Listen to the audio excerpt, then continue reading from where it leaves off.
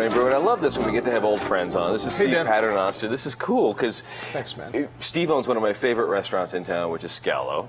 And then you help launch one of my other favorite restaurants in town, which is Elaine's. Yep. Right across the street. Yeah, Elaine's is awesome. It's so much fun. I'm really proud of it, yeah. Yeah, it's one of my favorite spots to get a nice glass of wine in Nob Hill, for sure. It's a beautiful spot. But nothing beats you guys at Scalo with the new, well, it's not really so new anymore, but the Bloody Mary bar is it's a phenomenon. It is the most amazing thing I have ever seen in my life. You and me both. I was telling you at the break that a guy came out the other day on a Sunday with a Bloody Mary, and well, we got to explain what this is, because like this is not just a Bloody Mary; it's a Bloody Mary bar. So you show up, and it's what, Saturdays and Sunday mornings. Saturdays and Sunday mornings, like 10 to 2, I think, right? And Steve lays out a buffet, just a giant table. It's a big conference room table, size table. Right. And you order it's a glass of vodka and ice. Right. And then you have like 17 different flavors of Bloody Mary mix. Right.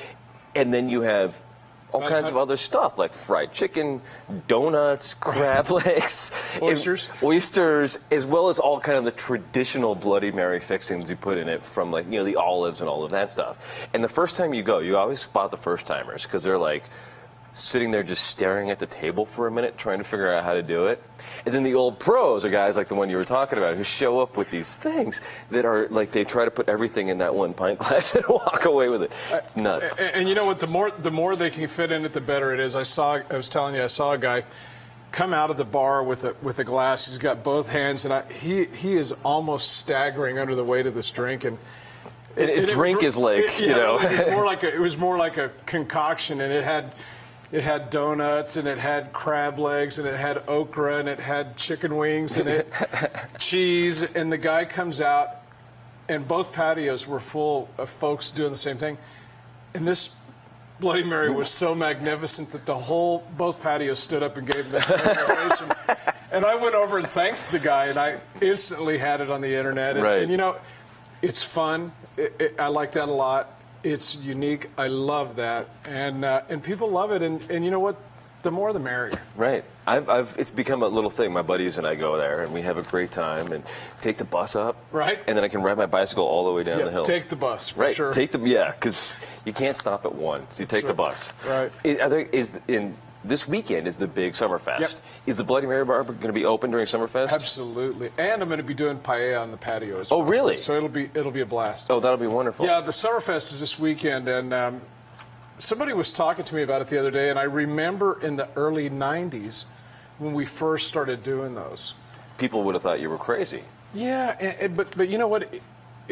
Nob Hill is so unique, and it's an opportunity to show off a truly great little neighborhood. I mean, we're the Buckhead of Albuquerque, or we're the Rush Street of Albuquerque. We are so unique in the way that we present, and there's lots of old-time, long-time businesses, and I'm really proud to be a part of the neighborhood. You guys, everybody in your little area right there, you guys, the guys next door at the bar, at the grocery store everybody, they're all long-time local businesses. And I think it's really one of the handful of neighborhoods where pretty much everywhere you go is locally owned.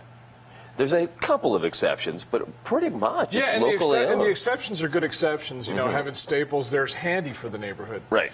Do things like Summerfest, do they make a big difference in how much business comes in and how much attention you get? Do you see a bump on that for a couple of weeks beyond? We do, but I think primarily, I think the primary importance of doing something like Summerfest is to reintroduce ourselves to our city.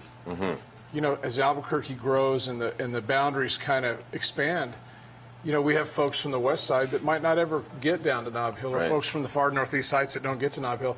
It's a great opportunity to reintroduce Nob Hill to the city. Right. And in my opinion. Right. I think every neighborhood uses the Summerfest as that too. I think it's great. And the Summerfest this week, it's going to have bands, there's music, there's everything going on in your parking lot there out in front. And basically every business is open late, and you can hang out and have a great time. And also there's a classic car show, motorcycle shows, there's going to be everything. some great food trucks, classic car show, motorcycle show. There'll be 4 stages up and down the street. It's amazing. Kids entertainment. Kids entertainment. There's plenty to do. That is very cool. Plenty of I food. love this. Well, the Nob Hill Summerfest is going to be Saturday. Bloody Mary Bar is going to be open. Both days. I love it. Scalo's still going strong. Yeah, it's. How do you get the wine list together for that place every week? Because every time I go, and you have the 50% wine night on Mondays. You would think that there's a lot of science behind it. There's none. It's just whatever we all like and order. I love that. Cool. We're going to be back with some of your friends, some of your neighbors from Nob Hill, from Slices. They're going to be in a couple of seconds talking pizza. This will be great fun on the Morning Brew with Friends.